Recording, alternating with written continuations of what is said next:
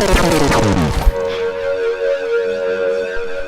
up, guys? I'm Ricky Free from Icaria, and this is Antihero Online. The big thing that we're here to talk about, and the first thing that I want to talk to you about as well, is the new album that just came out. How are you guys feeling about that, and what type of feedback are you guys getting from the record? Man, we're really excited about the record. We put a lot of effort into writing it, but we took our time with it, making sure that every aspect of the music and everything was exactly what we wanted, and we're just really excited to finally have it out. It seems to be doing pretty good too. I mean, everybody that from what I can tell, everybody that's picked it up is really enjoying it, so that's really good to see also. It's always good to kind of get that positive feedback from the fans and, kind of get that nod that you guys release something that they enjoy. Yeah, it definitely feels good, and that's part of it is, like, when you release something, you don't really know how people are going to dig it or if they're going to dig it at all, and so it's good to see have some positive feedback coming back our way for sure.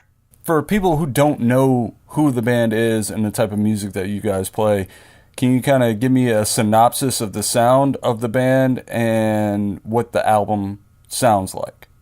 Circus Survive meets Periphery kind of thing, I guess. And I like to think that it sounds like it has a lot of, like, really epic sounding parts and has a lot of, like, good mood vibes on it. And what kind of inspired those epic sounds? A lot of bands will play it safe and just keep it bass to, the simplicity of the music. But when you take a step out of your comfort zone and you start including these larger sounds, you take a risk. What influenced you guys to take that type of risk? It'd probably just be from my enjoyment of progressive music and and the band's enjoyment of progressive music. Just growing up a Dream Theater fan, they're all about taking risks and doing stuff that can kind of come out of left field at times. But, I really enjoy that sound, and so do the rest of the guys. I think that's part of, like, what we are as a band. And what was it like having Between the Buried and Me's Dusty Waring on the guitars on the record? Dude, that was awesome. Dusty was really cool about doing it. The first thing that I got sent back to me that was finished by Dusty and Jamie was perfect. So we didn't have to, like, change anything about what he did. It was like he went in there, taped it, printed it out, and it's good to go. And it was kind of like a dream come true in a lot of ways, because I've been a Between the Buried and Me fan for a really long time, so it was cool in a lot of different ways. And how did you approach him about being on the record and working on it with you? Well, since we were recording with Jamie King, he knows the guys pretty well because he's been recording them for years. And so we went through Jamie to get in touch with Dusty. And Jamie talked to Dusty about it, and Dusty was on board, and they, made it happen. So you got to thank Jamie and Dusty for that. And with the first single that you guys released, Collide, what was the premise of the song and a little bit of the background about the music video that you guys created for the song as well? So the premise of Collide was, it's pretty much about, we had a close friend pass away last year, and when writing the lyrics for the song, I kind of wanted to write like a tribute to him in some way. And so the song is pretty much about, like, going through your everyday life and, like, seeing like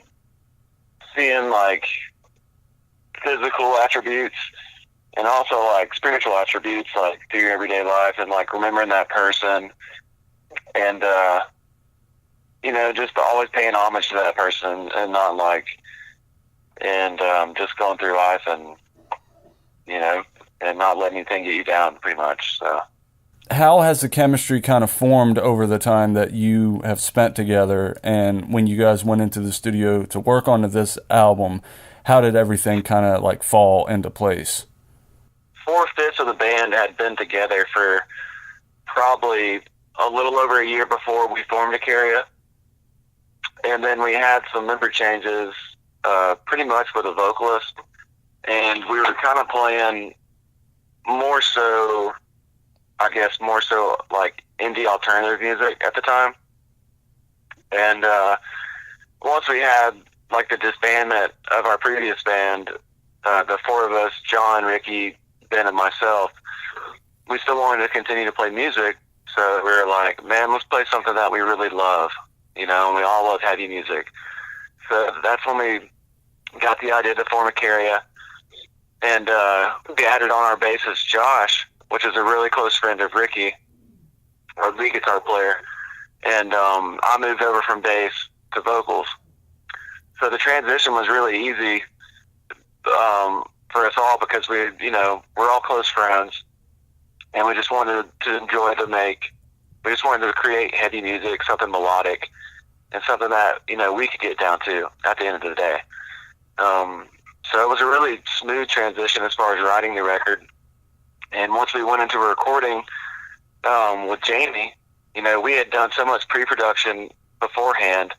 We had deconstructed these songs, built them up probably like 2 or 3 times before actually having like the final product before going into the studio. So I'd say we were pretty comfortable going in, and I think the end outcome was amazing. It couldn't have been any better. So, how's the tour going, and how are you guys feeling?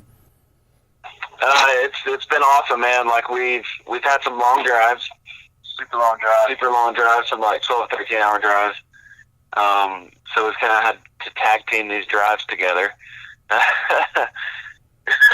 So other than that, it's been great. I mean, we've had some shows that have had like 15, 20 kids out, but we've also played some shows that have had like 80 to 100 kids. So night to night, you're gonna face different challenges, and there's gonna be different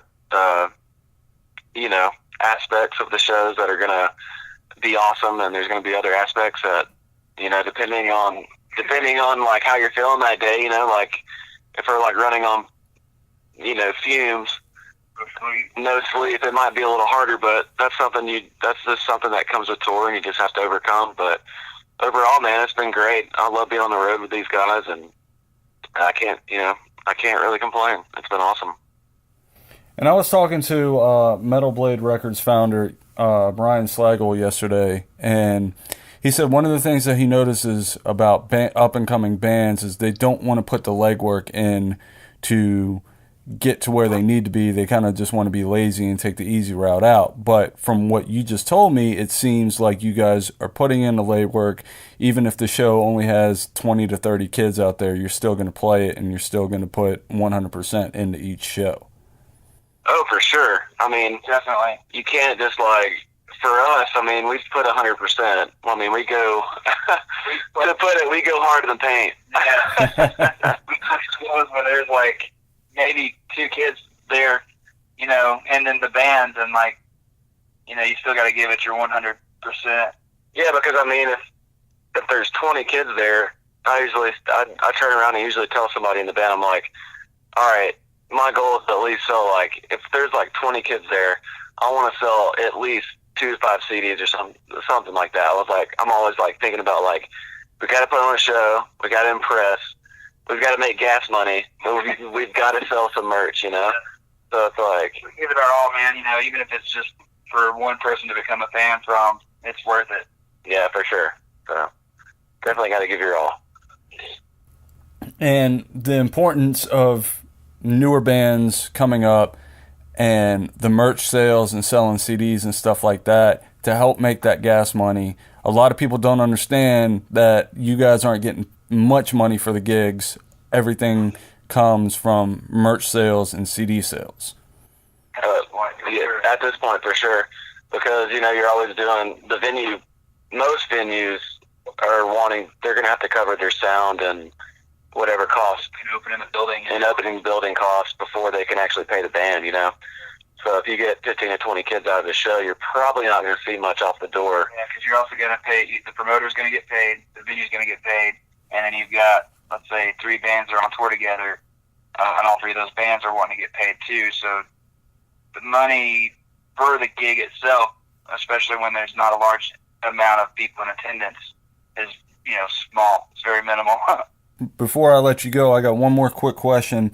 Are there any plans on going back into the studio anytime soon, or are you guys going to ride this record out, push it as much as you can before you start recording? Yeah, so, we had this record finished before Cardigan Records picked us up. So this record's been done for actually a little bit, and we've just been getting things ready. So we actually have already started writing our next album, and this one's just come out. So we are hoping to be in the studio by next year, by summer of next year, then have a follow-up album out by fall of next year. But, until then, that's a year away. So until then, we're going to be pushing this record real hard. And that leads me to my next and final question is there any plans on a tour at the beginning of next year, or are you guys just going to kind of play it by ear a little bit?